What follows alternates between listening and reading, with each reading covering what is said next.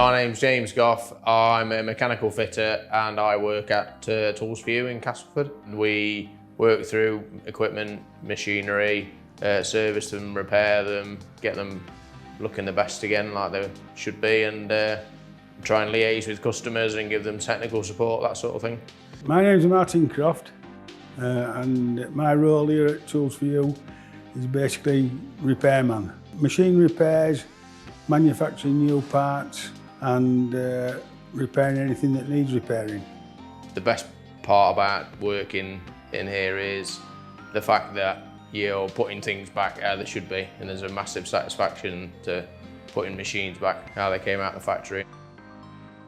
Most things in engineering don't get damaged beyond repair, but obviously you've got to make the repairs cost efficient. We can usually do that, but it's knowing where to go to find these parts and make them all work again, and obviously manufacturing them if we need to.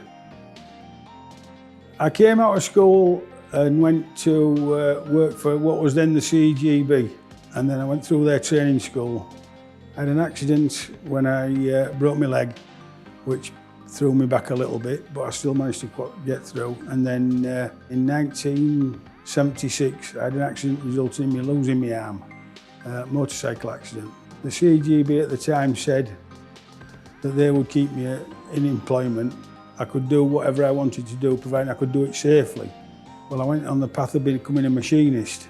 We worked through it and we found systems of doing the jobs, and I stuck with that for 40 odd years. I went to work for another company doing the same thing, heavy engineering, and I worked there 24 years. And then the insurance companies decided that was a liability, a man with one arm and a bad leg, and that was it, I was out. My lad worked here with Ben, and I've been helping them out a little bit, and Ben offered me a job. He could obviously see that the experience was worthwhile keeping on, and I've been here since. Not many people talk about Crohn's disease. It's not as in the limelight like, say, diabetes or MS or cancer, that sort of thing. It has a massive impact on my working life and in my life in general, really. It's like the elephant in the room that you just I have to accept that it's there. It's not going anywhere. It's going to be there forever. Not many people know I've got Crohn's because they only see me when I'm out and about. They don't see the other days when my wife has to get me dressed and I can't get in the shower, I can't eat, I can't sleep. The fatigue is just the biggest factor. It's like playing the lottery. It's so unpredictable, Crohn's disease. You would go into work, come dinner time, you might just want to curl up in a ball and sleep because it's that debilitating. I think the biggest thing it's impacted on my working life is my mental health. Whether they disclose it or not, I'm convinced that my illness has played a part in whether I get jobs or not, because they might see you as not as able-bodied as other people. Some days you do feel like a hindrance, you do feel ashamed that you've got it because you're having to ask for help all the time. Being here, it has improved my mental health massively because whatever I tell Ben, he is committed to my well-being, and other places I've been haven't been as forthcoming for that. How has it impacted my working life? To be fair, not a great deal, I don't think. There has been a few things that's come up, but in general terms, it's not been bad at all. The CGB put me in training school with a guy who'd worked with disabled veterans after war. He was the instructor, and Les was a fantastic bloke, and he taught me all sorts of little tricks. Nowadays they'd call them life hacks. The mindset you've got to have is if you can concentrate on what you're doing, there are ways around practically everything. The simple things about moving things, for example.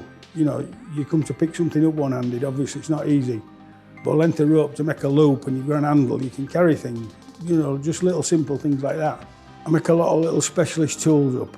They do take time and they do slow you down a little bit, but once you've got a drawer full of them, you find that they're adaptable.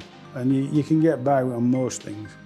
I'm completely confident to the fact that if I ring up Ben at 7 o'clock in the morning and I can't get out of bed, no matter what the business is doing, Ben will take all the worry out of my mind. If I was so unwell I couldn't get out of bed, Ben would make sure that all my responsibilities were covered at work, because As a really conscientious as business person, I understand that my role is very important, and it would make me feel worse not being at work. The stress then may make my Crohn's even worse, because it can be caused by stress. And not only Ben, a business as a whole, we've all got each other's best interests at heart, and they will all go above and beyond, whether it be a work colleague or a friend, to make sure that if I'm having a bad day, they'll do anything they can to help. I went through a stage where I had a hip replacement in 2016, which it turned out failed. And basically I couldn't walk. And Ben put a lathe in my garage and a milling machine and a drill. And I did a lot of tooling work at home. I get constant abdominal pain.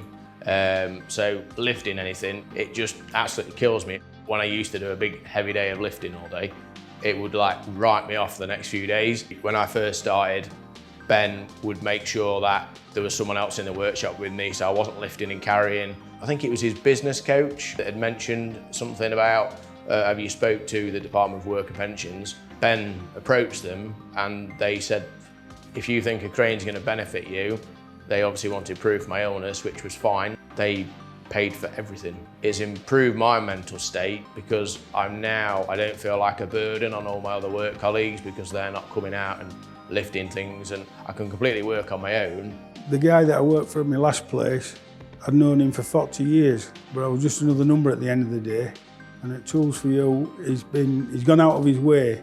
He's gone well above and beyond what he needed to do, I believe, to make it worthwhile working here. And I've really enjoyed it. It's a totally different theory on life. It's a lot better than any place I've worked before. You need to look beyond the illness. You should be judging them on experience, what they can add to the business. They might have 25 years experience, just what you're looking for. And I know lots of people who have illnesses similar to mine, and the determination that you gain from having your illness, it powers you through, and you want to make sure that you are the best person you can be. There are people out there with skills that are worthy of your employment. You can't buy experience. The skills are there. For a few slight adjustments, it can be beneficial to the companies. You mustn't feel that your disability rules your life. You're no different to anybody else. If you want to be at work, you should be allowed to be at work, and people will make adjustments for you.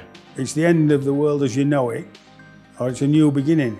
Whatever you want to do, you can do. If you can find a company that will encourage you and offer you them facilities, there don't need to be massive differences in facilities. You've got to go for it and push hard. Through my life, I've done all sorts of things that people said I couldn't do. I shoot clay pigeons every week. I've done scuba diving, water skiing, and I used to do quite a lot of fishing. Think of ways of getting around it. It's all doable. A little bit of thought going into these things and you can do it. I assure you, you can.